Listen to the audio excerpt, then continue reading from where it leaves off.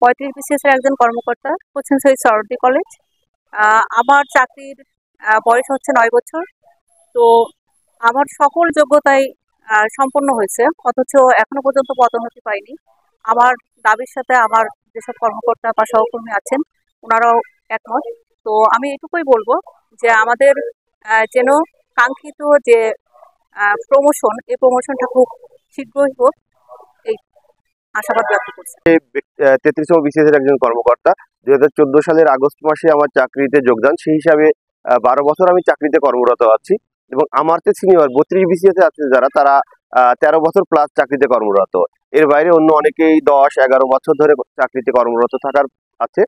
তো আমাদের চাকরির যে বেসিক যে নিয়ম কানুনগুলো, আমাদের ফাউন্ডেশন ট্রেনিং, বিভাগীয় পরীক্ষা, সিনিয়র স্কেল পরীক্ষা, সকল পরীক্ষায় পাশ করে নির্ধারিত যোগ্যতা অর্জন করার পরেও আমাদের চাকরির নিয়ম অনুযায়ী 5ম বছর থেকে 6ষ্ঠ বছরের পদার্পণের সাথেই আমাদের 6ষ্ঠ গ্রেড অর্থাৎ সহকারী অধ্যাপক পাওয়ার কথা।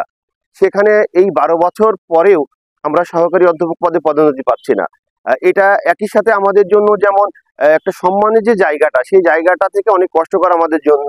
কারণ একই পদে এই যে দীর্ঘদিন চাকরি করতে করতে আমাদের যে মনের যে অবস্থাটা, যে আমরা পাঠদান করব শিক্ষার্থীদের, যে শিক্ষার্থী আমার কাছে অনার্স ফার্স্ট ইয়ারে ভর্তি হয়েছিল, সে এখন মাস্টার্স পাস করে সে এসে আবার আমার সাথেই চাকরি করতে দিয়েছে, একই প্রভাষক পদেই আমি আছি, সেও সেই প্রভাষক পদেই আছে। অর্থাৎ আমার স্টুডেন্টও প্রভাষক, আমিও প্রভাষক। তো আসলে দিন শেষে আমাদের ভাগ্যের কোনো পরিবর্তন হচ্ছে না। এবং এখানে আমাদের যোগ্যতার কোনো ঘাটতি নেই। আমরা সরকারের যে নিয়ম কানুন ছিল, সকল যোগ্যতার পরীক্ষা দিয়ে আমরা পরিপূর্ণ যোগ্যতা নিয়ে এখানে আজকে দাঁড়িয়ে আছি। এবং আমরা বারবার করে সরকারের সর্বোচ্চ মহলে আমরা যোগাযোগের চেষ্টা করে যাচ্ছি যে আমাদের পদোন্নতি দেওয়া হোক। তো আশু কোনো সুরাহা হচ্ছে না, বিধায় আমরা বিগত কয়েকদিন যাবৎ আমরা এই নো প্রমোশন নো ওয়ার্ক এই কর্মসূচিতে আছি। আমরা